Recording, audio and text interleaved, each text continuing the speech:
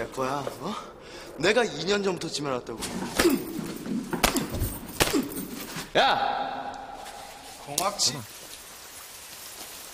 Wah, contohnya tadi. Cibot tonton.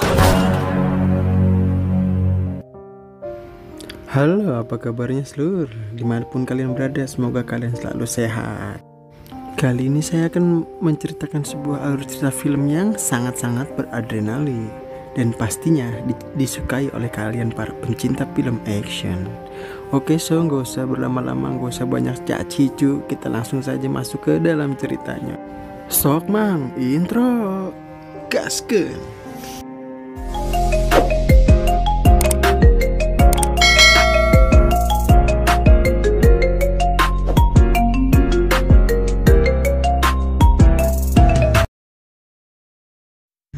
Di awal film kita akan diperkenalkan dengan seseorang yang bernama Tae-sik. Diketahui kalau Tae-sik ini baru saja dibebas bersyaratkan setelah menjalani hukuman 10 tahun penjara. Sekarang ia berniat untuk kembali ke kampung halamannya, mengunjungi ibunya sekaligus restorannya yang diberi nama Sunflower. Terlihat di sana Tae-sik selalu saja mencatat hal-hal yang baru saja ia lakukan. Singkat waktu, Tae-sik pun sampai di kota tujuan, yaitu Sunflower. Setibanya di sana, Tae-sik bertemu dengan wanita yang bernama Karin. Ternyata Karin ini adalah anak asli dari ibu angkatnya Tae-sik. Pantas saja Karin tidak mengenali siapa Tae-sik sebenarnya. Di sini Tae-sik menjelaskan bahwa kedatangannya ingin menemui ibunya Karin. Karin pun memberitahu bahwa ibunya sedang pergi keluar, jadi sebaiknya kau kembali sajalah nanti malam. 여기가 다 해바라기 밭이었는데.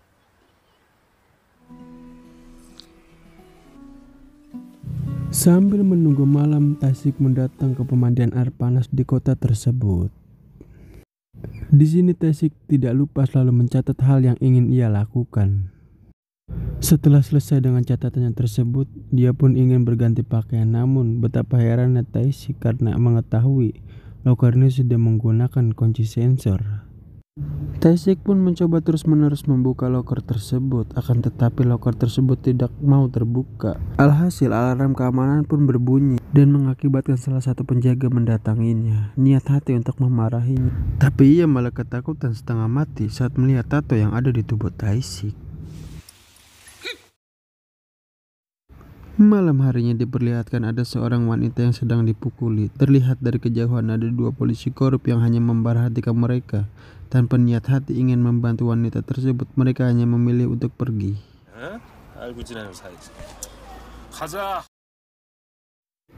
Ternyata pria yang menyiksa wanita tadi masuk ke dalam bar. Dan diketahui pria tersebut bernama Jack. Diketahui dia adalah tangan kanan bos mafia yang ada di kota ini. Jack tidak segan-segan memberi pelajaran kepada anak buahnya yang tidak becus menjalani tugas. Tiba-tiba ada seseorang yang memanggil namanya dari belakang. Ternyata orang itu adalah Tae-sik. Diketahui kedatangan Tae-sik ini hanya untuk menyapa Jack dan teman-temannya. Di sini Jack meminta maaf karena tidak bisa menjemput Tae-sik yang baru saja dibebaskan dari dalam penjara. Ketika Tae-sik akan pulang, terlihat Tae-sik diantar oleh seseorang bernama Daniel. Diketahui Daniel ini sama seperti Jack, adalah tangan kanan bos mafia jahat yang ada di kota tersebut. Daniel pun berpesan kepada Tae-sik jika memerlukan sesuatu segera hubungi dirinya. Namun setelah Tae-sik pergi, Daniel pun menyuruh anak buahnya untuk mengawasi setiap gerak-geriknya Tae-sik.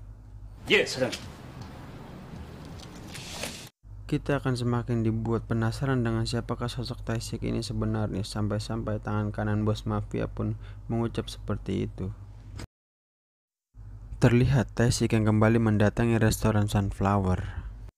Di sini si ibu benar-benar lupa bahwa Tae-sik sudah dibebaskan. Dengan perasaan senang, si ibu pun menyambut kedatangan Tae-sik. Mengetahui Tae-sik sangat lelah, si ibu pun menyuruh Karin untuk menutup toko dan akan mempersiapkan makan malam untuk Tae-sik. Kita 먹을까? 응? Terlihat si ibu begitu senang dengan kehadirannya Tae-sik, sampai-sampai ia pun menyuapi Tae-sik untuk menghilangkan rasa kangen terhadap Tae-sik. Terlihat juga Karin yang merasa cemburu dengan Tae-sik karena dia selama ini tidak pernah diperlakukan seperti Tae-sik. 야, 너 밥 먹다 말고 어디 가? Di saat si ibu sedang menegur Karin, dia sampai tidak sadar bahwa Tae-sik sedang tersedak. 아이고, 이 미련 곰탱이 같은 거. 뱉어! Setelah makan malam selesai, Karin mengajak Tae-sik ke atas untuk mengobrol-ngobrol. Ternyata Karin tidak senang ada keberadaan Tae-sik di sini, dan Karin pun menyuruh Tae-sik untuk tidak tinggal lama-lama di sini. 내가 너 인생 사는데 도움되라고 Keesokan harinya kita diperlihatkan dengan seorang mafia jahat yang menguasai kota ini yang bernama Cho Pan-soo. Perlu diketahui, Cho Pan-soo ini sedang menarik hati para pedagang untuk memilih dia yang sedang mencalonkan sebagai anggota dewan. Ternyata Cho Pan-soo ini adalah bosnya Jack dan Daniel, orang yang ditemui Tae-sik di awal tadi. Setelah dia berbincang-bincang dan menawarkan janji-janji manis, Cho Pan-soo pun memilih meninggalkan tempat tersebut. Di sisi lain kita diperlihatkan dengan Tae-sik yang sedang menandatangani surat laporan dan diketahui kalau dia masih dibebas bersyaratkan, jadi sekali saja dia melakukan keributan dia akan dikembalikan ke dalam penjara lagi. Kemudian Tae-sik didatangi ketua polisi yang dulunya dia adalah teman sekolahnya Tae-sik.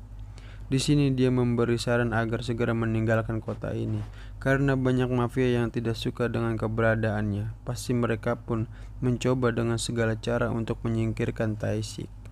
Akan tetapi Tae-sik hanya tersenyum dan mengatakan dirinya sudah menjadi orang baik dan anti keributan. Dan setelah itu Tae-sik mendatangi seorang dokter dengan niat ingin menghapus tatonya. Terlihat orang-orang di sekitarnya terpukau dengan tato Tae-sik. Kemudian si dokter mengatakan kalau dia tidak pernah melakukan penghapusan tato. Namun di sini Tae-sik bersikeras ingin menghapus tato tersebut. 생체 실험 하신다고 생각하시고. 아니 우리가 무슨 Dan si dokter pun menyuruh Tae-sik kembali minggu depan. Adegan berpindah kepada si ibu yang dipanggil Mr. Cho, si ketua mafia. Ternyata Cho Pan-soo sudah terpilih menjadi anggota dewan. Di sini Mr. Cho menyuruh si ibu menjual saja Sunflower atau restorannya, karena lahan itu akan dibangun sebuah mall. Namun jelas si ibu menolak dan tidak akan menjual kepada siapapun. Malam harinya Tae-sik yang sedang merokok dihampiri Karin, adik angkatnya. Ternyata dia ingin meminta maaf karena berbicara tidak sopan kepada Tae-sik. Tentu saja Tae-sik memaafkan Karin, dan kini Karin mau menerima Tae-sik sebagai kakak angkatnya. Kemudian Karin menyuruh Tae-sik berhenti merokok karena dia tidak suka dengan baunya. 그래 인신 썼다 그냥 내가 좀 이쁘잖아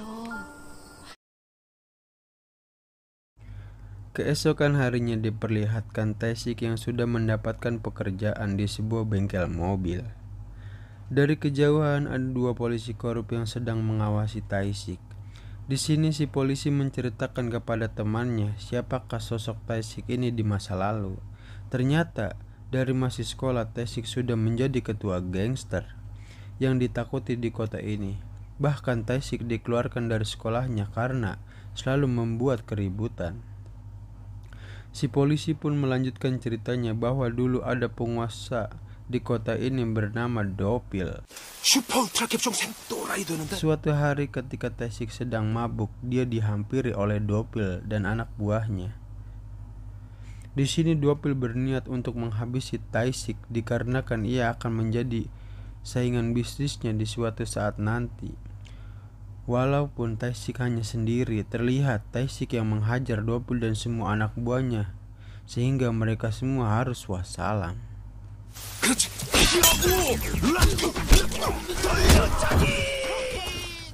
Tak lama setelah itu Jack dan Daniel yang berniat untuk membantu Dopil Namun setelah melihat semua yang terjadi, mereka ketakutan dan memilih pergi. Dari kejadian inilah Tae-sik dipenjara selama 10 tahun. Setelah kejadian itu, yang menguasai kota ini adalah Mr. Cho, yang kini sudah menjadi anggota dewan. Sementara itu, Jack dan Daniel juga diajak menjadi anak buahnya hingga diberi kepercayaan dari Mr. Cho. 그러면 다 지 뜻대로 될 줄 알았겠지만. Setelah menceritakan tentang masa lalu Tae-sik, kedua polisi itu pun berniat menginterogasi si pemilik bengkel yang menjadi bosnya Tae-sik. Di sini si polisi itu mulai bertanya apakah Tae-sik pernah berbuat keributan, karena jika sekali saja dia melakukannya, dia akan dimasukkan ke penjara lagi. Si pemilik toko pun menjawab dengan jujur bahwa Tae-sik tidak pernah melakukan hal tersebut. Adegan berpindah ke Mr. Cho yang sedang mengawasi restoran Sunflower. Kemudian Mr. Cho menyuruh semua anggotanya untuk kumpul nanti malam. Di sisi lain diperlihatkan Tae-sik yang sedang jajan sempol dengan Karin.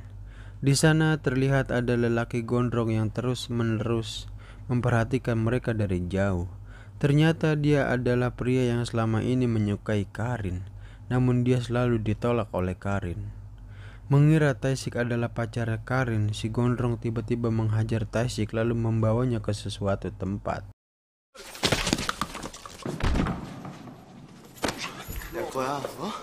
내가 2년 전부터 지면왔다고.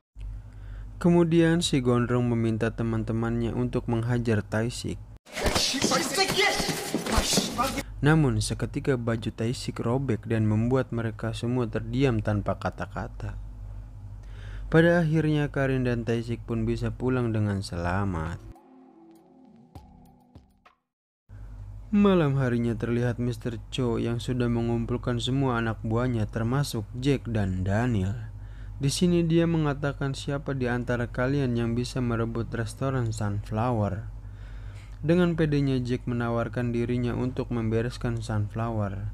Di sini Jack belum mengetahui kalau ada Tae-sik yang menjadi anak angkat si ibu pemilik restoran tersebut. 시끄럽지 않게 걱정하지 마십시오. Keesokan harinya Jack dan cecunguknya mendatangi restoran Sunflower. Ternyata di dalam restoran tersebut ada Tae-sik yang sedang sarapan. Awalnya anak buahnya Jack bertingkah seenaknya, namun ketika Jack masuk ia kaget melihat ada Tae-sik. Seketika ia pun gemetaran dan memerintahkan anak buahnya untuk pergi. Kemudian Tae-sik memperingati Jack agar tidak macam-macam lagi ke restoran ibunya. Dengan rasa ketakutan Jack meminta maaf lalu pergi. Setelah Jack pergi, Tae-sik menanyakan kepada si ibu apa yang terjadi. Namun si ibu tidak ingin anaknya khawatir, ia hanya menjawab itu bukan urusanmu. Berpindah ke Jack yang mendatangi Daniel. Di sini Jack marah-marah ke Daniel karena tidak memberitahu kalau ada Tae-sik di sana. Daniel pun menjawab dia pun tidak mengetahui sama sekali akan hal tersebut. 한번 좆대봐라 이거였지? Malam harinya Mr. Cho menanyakan apakah tugasnya sudah beres. Namun Jack meminta maaf karena tidak berani kalau berurusan dengan Tae-sik. Mendengar jawaban tersebut, Mr. Cho sangat marah dan akan memerintahkan semua anak buahnya untuk menghancurkan restoran Sunflower.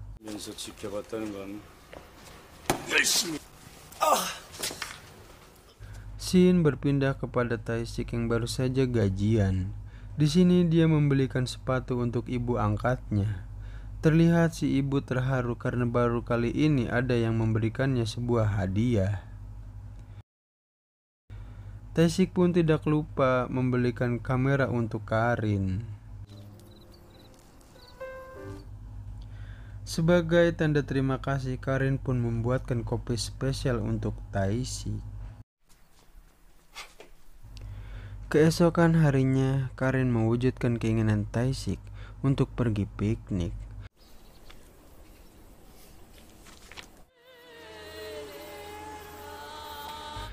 Terlihat betapa bahagianya mereka semua dari perjalanan piknik ini. 드디어 전화를 미쳤네. Malam harinya terlihat supir Mr. Cho yang mendatangi Tae-sik. Diketahui si sopir ini dulunya adalah teman baiknya Tae-sik. Kemudian ia memberitahu perihal rencana Mr. Cho yang ingin membangun mall di wilayah Sunflower. Semua tanah sudah berhasil dibeli dengan cara paksa, kecuali restoran ibunya Tae-sik. Mr. Cho akan melakukan segala cara untuk mewujudkan segala keinginannya. Kemudian si sopir menyarankan Tae-sik untuk pergi saja dari sini, dikarenakan takut terjadi hal yang tidak diinginkan.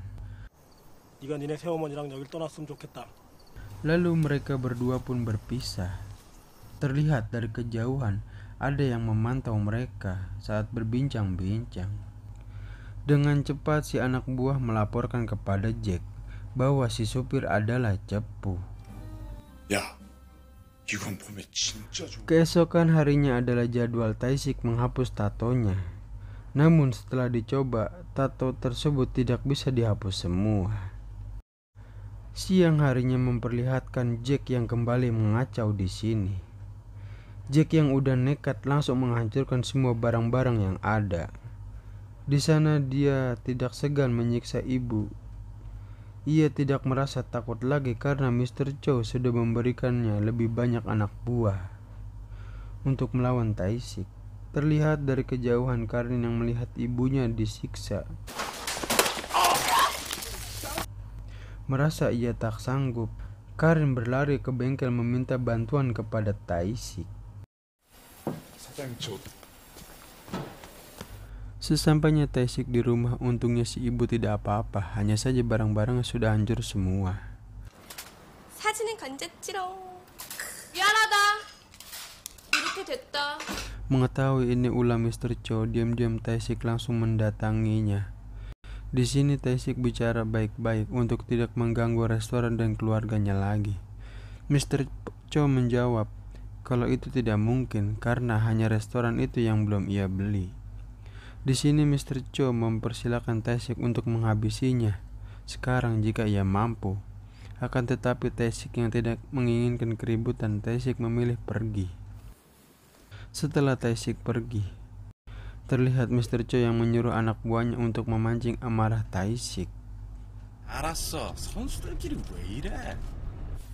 Kemudian para anak buah mendatangi Tae-sik dan langsung meroyok Tae-sik.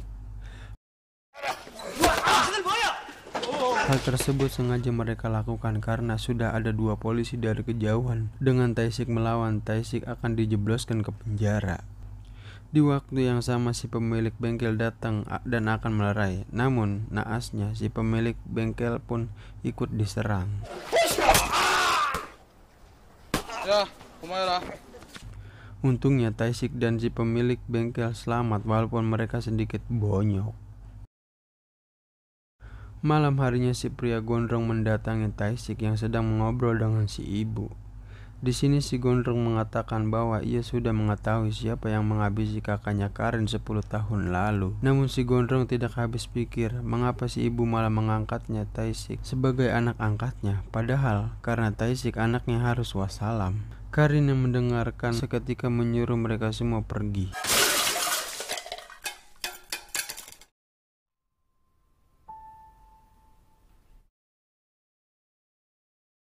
Kemudian Karin menanyakan kepada si ibu apa yang sebenarnya terjadi. Si ibu menceritakan bahwa memang benar Tae-siklah yang menghabisi kakakmu. Namun semua itu setimpal karena kakakmu adalah orang yang jahat dan sering menyakitiku. Waktu itu setelah Tae-sik menghabisi kakakmu, Tae-sik tidak henti-henti menangis dan meminta maaf. Dia akan berjanji dan tobat jika si ibu mau maafkannya. Pada akhirnya si ibu memaafkan Tae-sik dan mengangkatnya sebagai pengganti kakakmu. 이런 일 저런 일 있기 마련이야. 일부러 Mendengar penjelasan tersebut, Karin lalu mendatangi Tae-sik yang saat itu akan pergi dari rumah. 가지마. Karin melarang Tae-sik untuk pergi dari sini karena ia sadar kalau kakaknya memang orang yang sangat jahat. 미안하다. Karin pun berterima kasih kepada Tae-sik. 태식이 오빠. Keesokan harinya pun si ibu mendatangi Mr. Cho. Di sini si ibu meminta untuk tidak mengganggunya lagi. Jika ia masih mengganggunya lagi, si ibu akan menyebarkan surat yang pernah Cho Pan-soo tulis untuk Dopil. Diketahui isi dalam surat tersebut adalah perintah untuk menghabisi Tae-sik dengan bayaran yang sangat mahal. Artinya Dopil menyerang Tae-sik bukan tanpa alasan, melainkan atas perintah Mr. Cho. Si supir yang melihat dan membaca lalu menghubungi Tae-sik dan memberitahu semuanya. Si supir pun menyarankan Tae-sik untuk melindungi ibu dan adik angkatnya, karena mulai saat ini Cho Pan-soo tidak akan tinggal diam. 안 되네. 태식아, 이 잼통. Keesokan harinya ketika Karin akan pulang, tiba-tiba ia dihajar oleh anak buahnya Cho Pan-soo. Oleh sebab itu Karin dilarikan ke rumah sakit.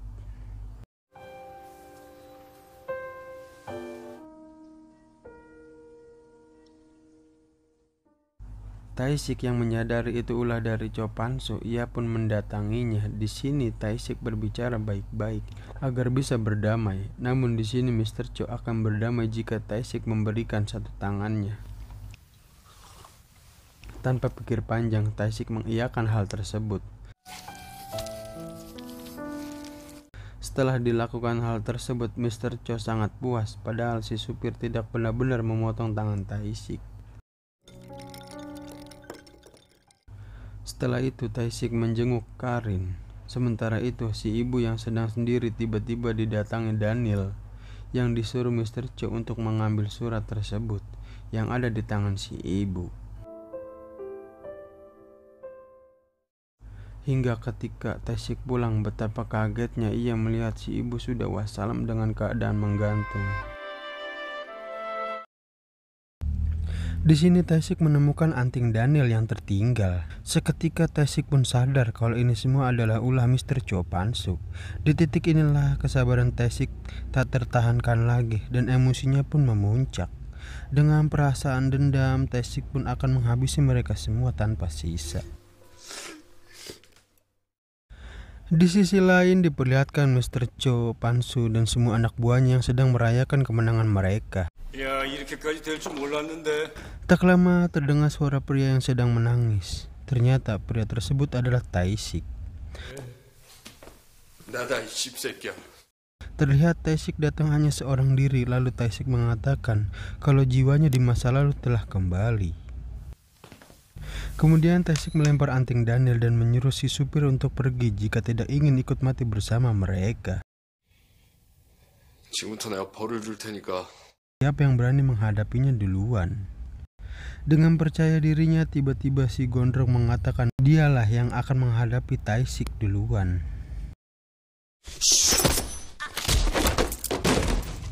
Hanya dalam hitungan detik si gondrong pun tumbang.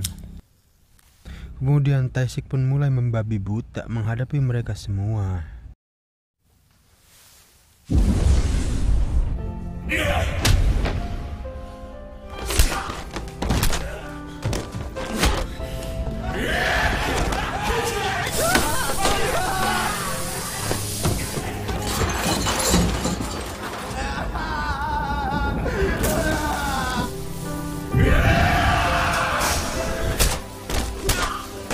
Dengan sangat mudah Tae-sik pun menghabisi Jack dan Daniel yang merupakan anak buah Cho Pan-soo.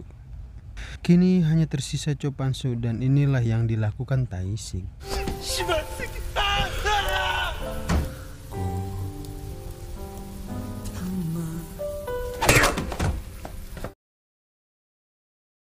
Setelah dendamnya terbalaskan, Tae-sik hanya duduk ngehulang sambil membayang kebahagiaan bersama keluarganya. Kemudian Tae-sik meminta maaf dan memilih wassalam dalam api kedamaian. Tamat.